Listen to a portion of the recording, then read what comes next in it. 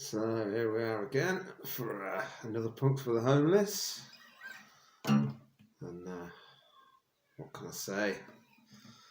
I've got to be Dave the Dealer.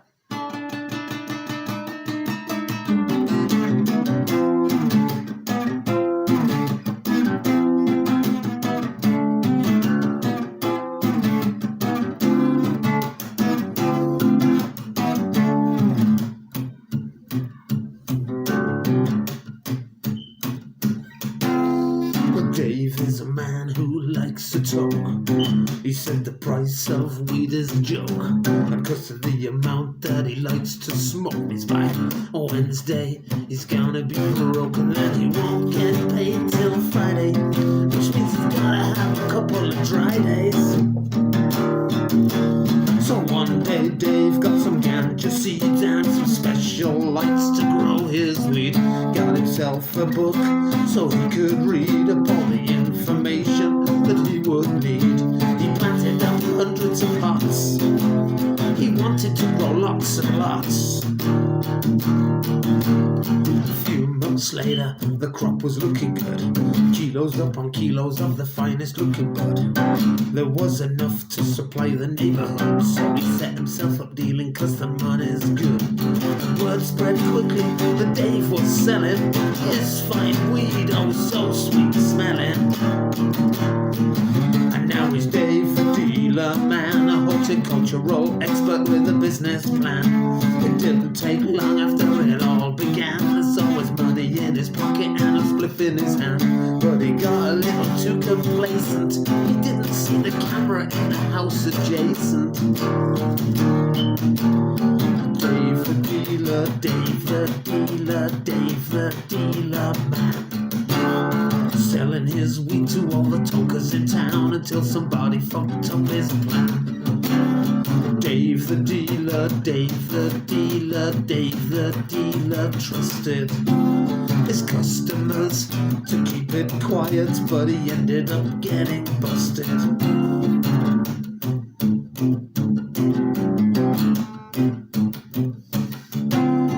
One Sunday morning about 4:15, Dave got woke up by coppers kicking down his door. They dragged him out of bed and pinned him to the floor. Cuffed him, said you're nicked, you won't be selling weed no more. And now they're gonna lock him up with all the criminals and sinners. The beds ain't very nice, and neither are the dinners. They tore his house apart, looking for the stash. They found 37 kilos and a suitcase full of cash. They found his cocaine and contraband fags hidden underneath the bed with his porno mags. Poor old Dave, he never did anybody any harm. He kept us all happy with his little indoor ganja farm. Dave the Dealer, Dave the Dealer, Dave the Dealer Man, selling his weed to all the tokers in town until somebody fucked up his plan. Dave the Dealer, Dave the Dealer, Dave the Dealer trusted his customers to keep it quiet, but he ended up getting busted. Such a shame he got locked up. His deals were never underweight. We called him Dave the Dealer then, but now we call him Dave the Inmate. It was a good job, Dave had a backup plan. He had another crop round his best mate Dan's. Didn't take long after he went to jail, but Danny got the weed back out on sale. And Dave's locked up, but the weed's still growing, cause Danny boy is keeping them bright lights glowing. Dave the Dealer, Dave the Dealer, Dave the Dealer Man, selling his weed to all the tokers in town until somebody fucked up his plan. He got 12 months, but he behaved, and so they let him out after 8. And now he's Dave the Dealer again, instead of Dave the Inmate.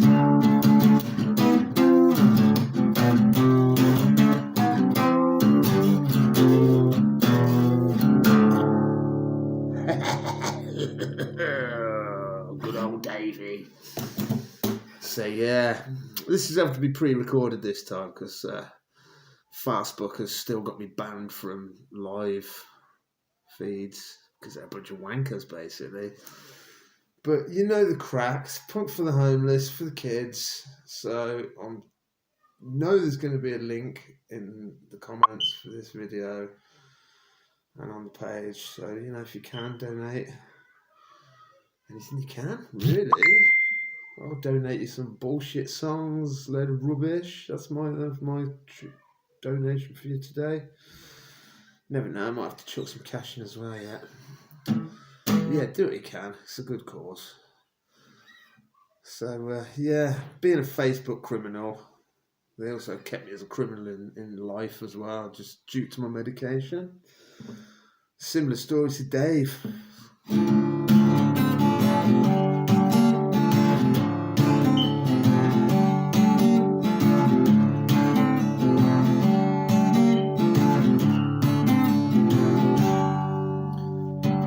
Came knocking at my door the other day.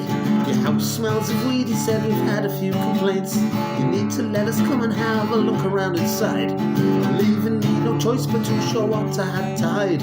I told them it's my medicine for all my aches and pains. I have spent most of my life working outside in the cold and rain and wrecked my body moving earth and rocks and heavy paving slabs. And the only way to ease the pain is smoking funny facts. He said, I don't care what it's for, you are still breaking the law, you're nicked.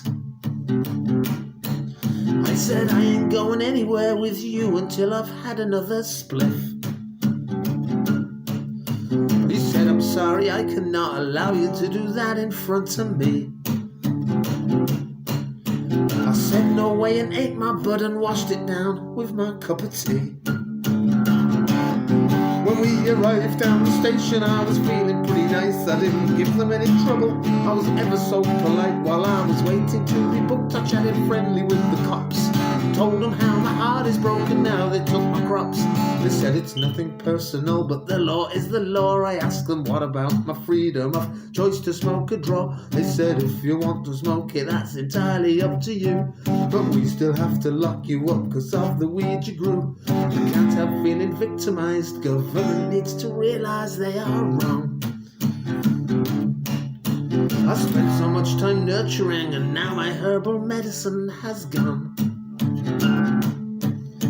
And now I'm gonna have to spend the day locked up inside a holding cell. All because some law-abiding citizen complained about the smell. If only they had had the nerve to come and knock my door and have a word with me instead of informing the law. Instead they judged me and they painted me with the same brush as a common criminal and phoned the cops up in a rush. I could have explained to them why I was growing weed, that it wasn't for financial gain, just medicine I need. I don't want to get ripped off by dealers on the streets. Maybe they would have understood and not called the police. Now they've took away my weed, the pain has come back in my knees, it hurts. My dicky hip and dodgy back and elbow are now driving me berserk. And all I need to make me feel better is my herbal remedy. But I'm gonna have to suffer now, the cops have taken it from me. By the end of the day I had been charged with cultivation. It was 7 o'clock at night when I left the police station. They said, you're due in court next week and let me out on bail. They told me if you don't show up you will be gone to jail. I can't believe they busted me and took away my THC. It's a terrible thing, isn't it? Terrible thing. A plant that makes you feel well being illegal. But there's bigger problems in the world than that we all know about. All I can do is tell you about Shady.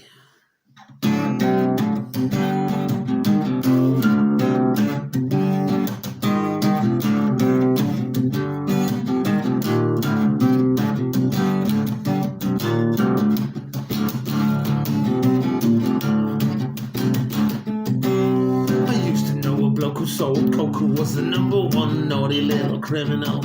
As dodgy as they come, I met him through a friend one day when I needed to sort a deal. He said, come over to my house.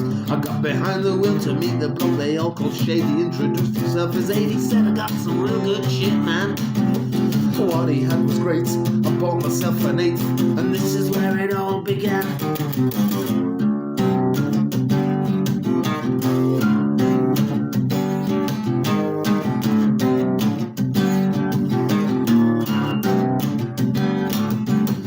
Next time that I called him up to place an order, he said, how can I help you, sir? I said, I'd like a quarter. He said, meet me at the end of the road by your mates. He was in a hurry when he dropped off my 2/8. This time the deal was looking short. When I put it on my scales, it didn't weigh a quarter. My 7 grams was weighing in at 5.5, and so I got back on the phone quick sharp. I said, Shady 80, I think I made a blunder. 1/4 of an ounce was 1.5 grams under. I think you need to check your scales, cause at this rate, mate, you're gonna lose sales.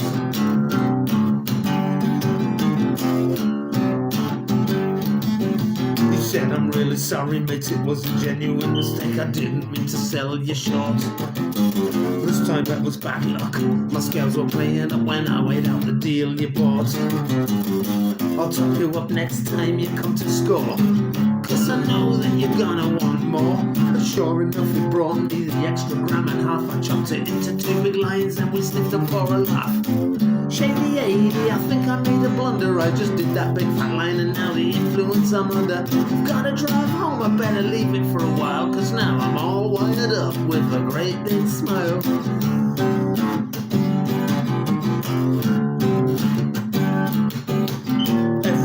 Meet him, he's in a different motor, BMW, Ford, Renault, Honda or Rover. Inconspicuous is a good way to be when you're engaging in illegal activities. One day I met him, he was on tours. He said, this is the quickest way to do my deals. And then the next time I saw him, he was limping along. I couldn't help laughing when he told me what was wrong. Shady 80, what do you like? You went too fast round the corner on your motorbike. There was mud on the road, the wheel slipped on it. You crashed into a car and you landed on the bonnet.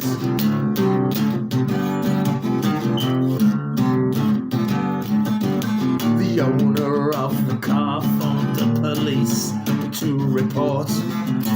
Shady 80 ended up getting a summons to court.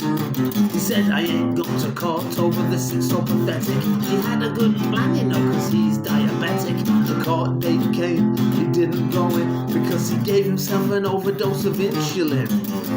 Shady 80 went into A&E instead of in the dock where he was supposed to be. He couldn't get a letter cause the doctor refused, and so they had to see his lawyer to confirm his excuse. Shady 80, the solicitor said, I can't help you, son, this time you've gone too far. You need to hide away, it would be for the best, because they got a warrant out for your arrest.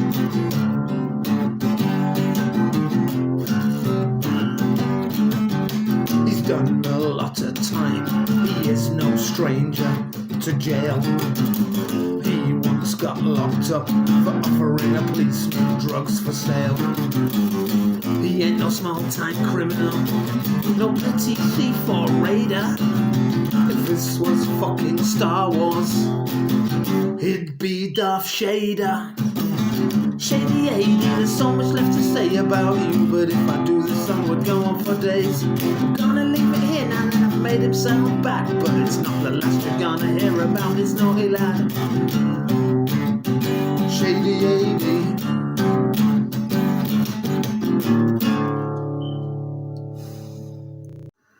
And then there was Shady 80 Part 2, 9 Doors to Freedom.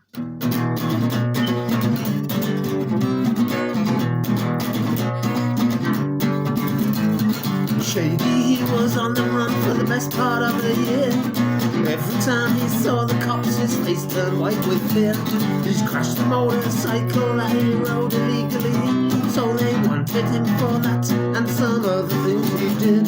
He was ducking and diving everywhere he'd go. He didn't want to get locked up while he had weed to grow. Said he was gonna hand himself himself in once he finished his crop. And one day he was unlucky when I dropped him by the shop. He said, pulling over here, I want to top up my phone. And just as I parked up, 2 policemen came along. 30 seconds later they arrested him and then took him down the neck and sent him back to jail again. And now it's gonna be 6 months until he can freely roam, 'cause there's 9 doors to freedom in his steel and concrete home. When we went up to visit, it took ages to get in, and it took us just as long to get back out again.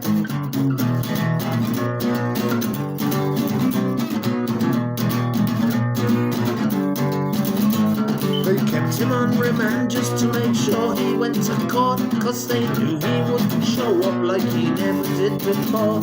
At first he went to magistrates who sent the case to Crown. The judge sat there and looked at him and said, you're going down. Judge took some pity on him and the issues with his health. Crime was his way of surviving due to lack of wealth. He said, we know you love your daughter, but you've got to do the time. You'll be out before Christmas, don't worry, you'll be fine. Now it's gonna be 6 months until he can freely roam, 'cause there's 9 doors to freedom in his steel and concrete home.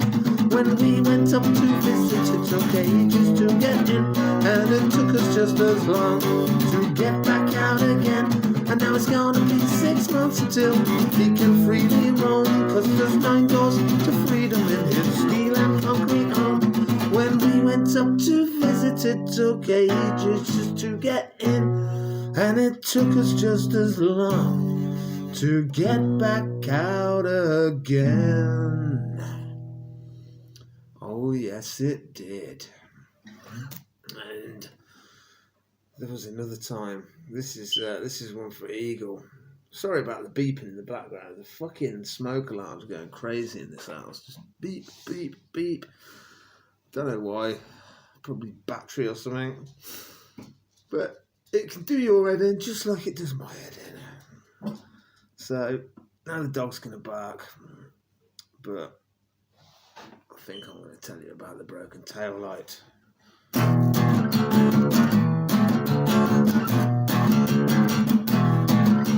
One night while I was driving with Shady in the van, on our way back from the boat, we had been to meet the man, peddler of all things naughty, who gave us things to sell. He had it worked out in the club, business was going well. So with our pockets loaded up with things to lay high, we made our way to customers awaiting our supply. 100 pills in one bag, cocaine in another 3.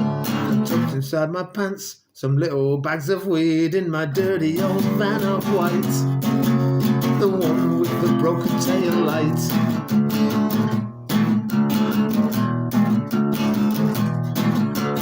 Driving through the street, there was something I'd failed to see. The 2 cops in the unmarked patrol car following me. When I saw the blue lights flashing underneath the grill, paranoia kicked in big time, getting pulled by the old bill. I had a nasty vision then running through my mind. If they decide to search me, they would have a decent find. 100 pills in one bag, cocaine in another 3. I tucked inside my pants those little bags of weed, but it turned out there was no need for a fight. They only pulled me for the broken tail light.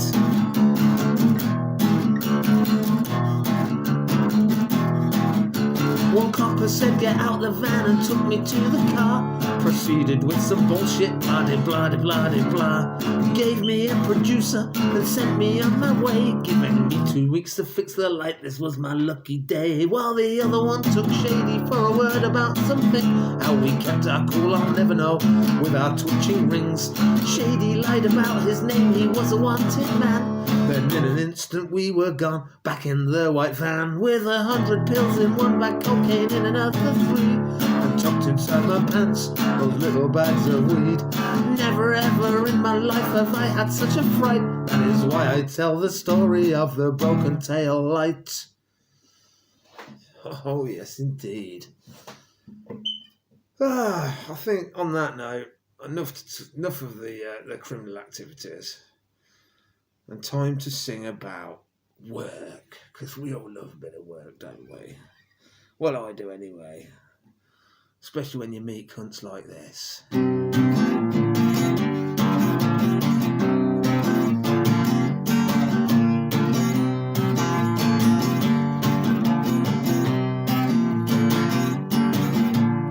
One day I met a bloke working on the building game. A great big jolly Irish fella, Patsy Daly is his name. An Irish man with Irish look, digger trailer pickup truck. Patsy Daly loves the crack, he don't give a fuck. He came to dig a drive that day, stone up and take the dirt away.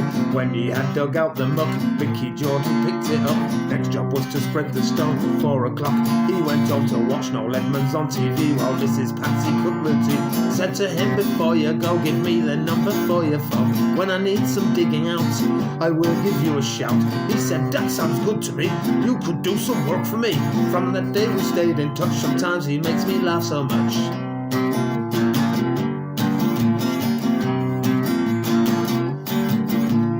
One day we were on a job for some rich bloke who is a knob, laying curbs along his drive, half a mile down both sides. He wouldn't wait for ready mix, because he is a tight ass kid.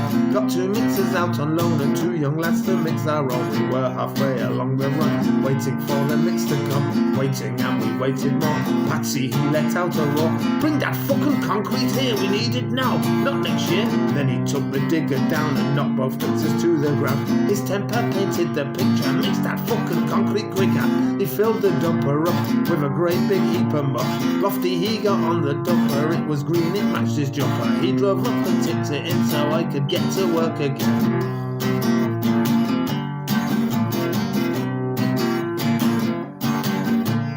Some days he brings John too. Now there's a man who likes a brew. When tea break comes at 10 o'clock, off he runs down to the shop to get his 2 cans of Strongbow. How he could work I'll never know.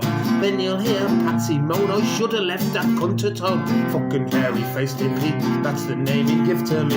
I call him the Irish cunt. All good banter just for fun. Whenever we go to a grab, me and Pat don't mess around. Always getting the job done, having the crack, it's all good fun. There you have that. Old Patsy, he's getting a bit old for it now. We don't work a lot anymore. He's nearly 80 now. He'll still do a bit. He'll still go out on his digger and do a bit. He just likes something to do, you see. I don't need the money. I just need something to do. And that's what he says to me. And we all know about John Bollock Brain, don't we?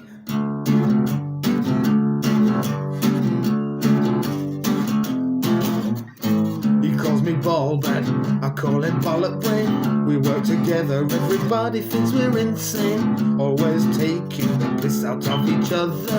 He's quite a character, unlike any other. John Bollock Brain, that motherfucker is insane. Drinking country choice all day. John Bollock Brain.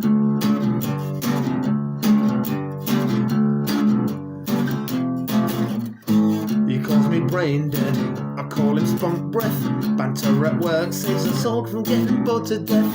You gotta have a laugh, always a joking. He'll be drinking cider and I'll be ganja smoking. John Bollock Brain, that motherfucker is insane. Drinking country choice all day. John Bollock Brain. John Bollock Brain, that motherfucker is insane. Drinking country choice all day. John Bollock Brain.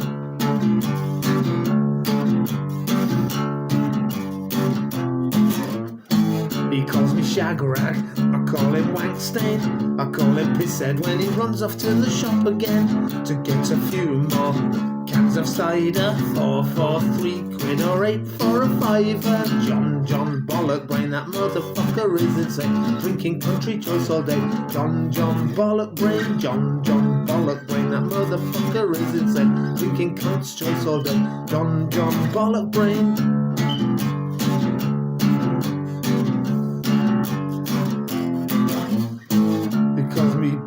What does he call me? I forgot what he fucking calls me now. When 4 o'clock comes, he starts yawning, looking for a bag of scat to see him through till morning. He is a wreckhead, through and through, but he's always ready to go out and do the work we do.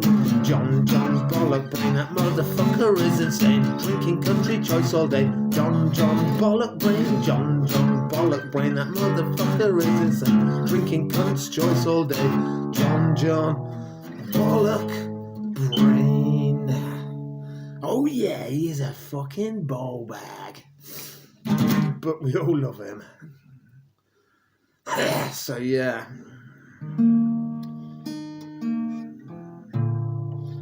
Country choice eyes.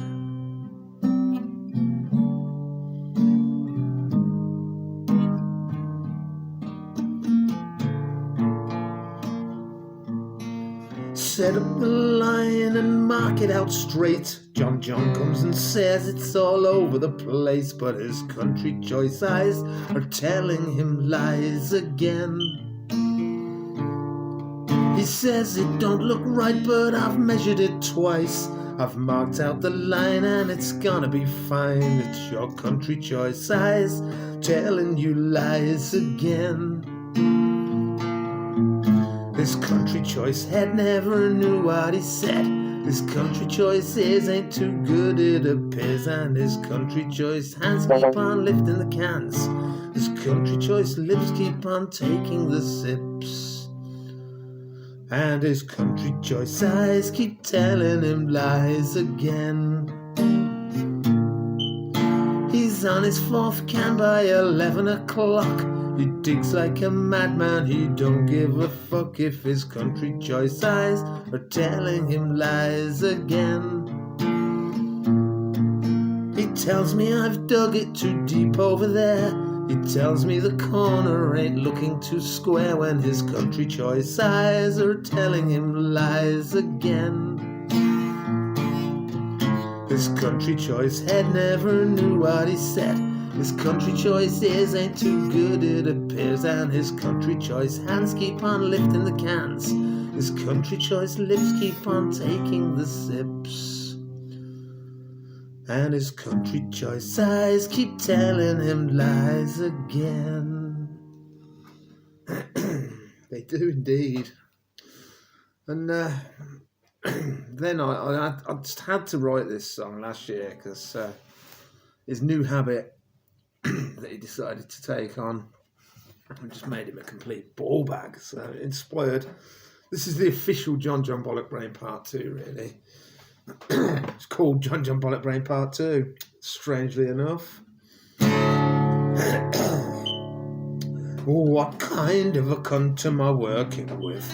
A bollock brain, a bollock brain. What kind of a cunt am I working with? A fucking bollock brain. He is a wanker of the highest magnitude. I'm only being honest, please don't think I'm being rude. When he was drinking country choice and smoking bags of brown, old Johnny was reliable, he never let me down. Apart from just the one time he could not get out of bed. He didn't answer his phone and we thought he might be dead.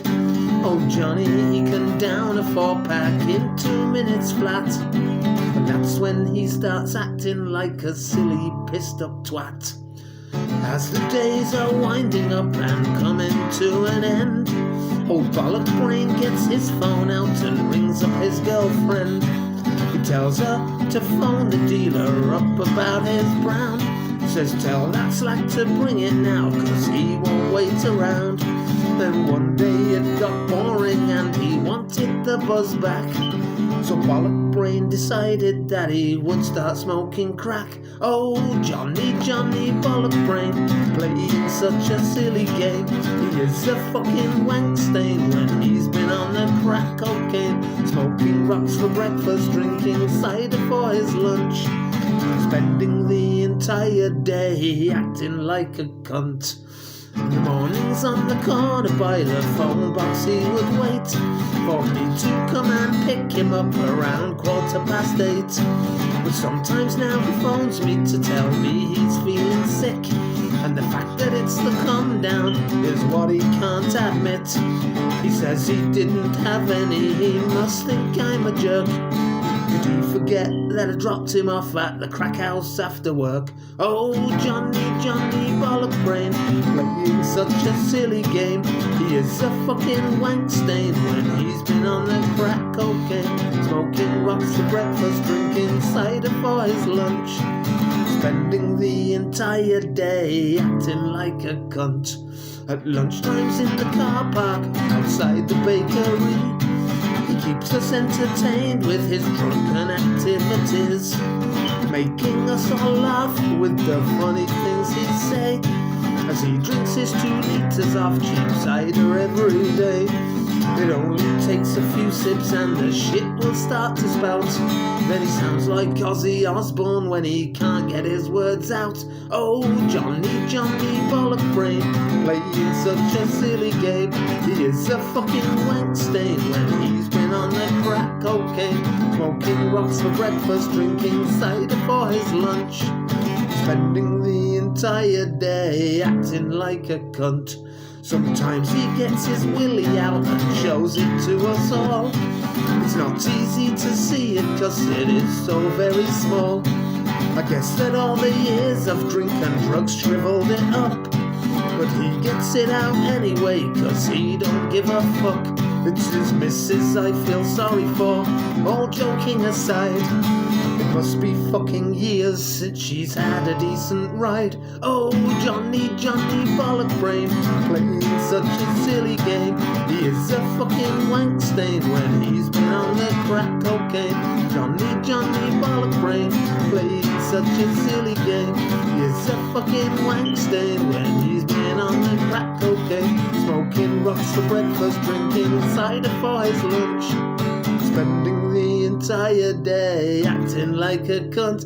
Oh, Johnny Bollock brain, what a fucking wank stain, getting twisted every day. Oh, Johnny Bollock brain.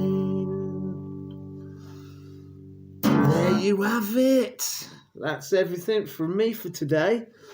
So thanks for listening, if you listened, and thanks to Eagle and Mrs. Eagle and Alex and everyone involved for putting me on again, even though I have to do it this way because I'm on the naughty boy list still by Facebook, and I can't go live for about another 4 days.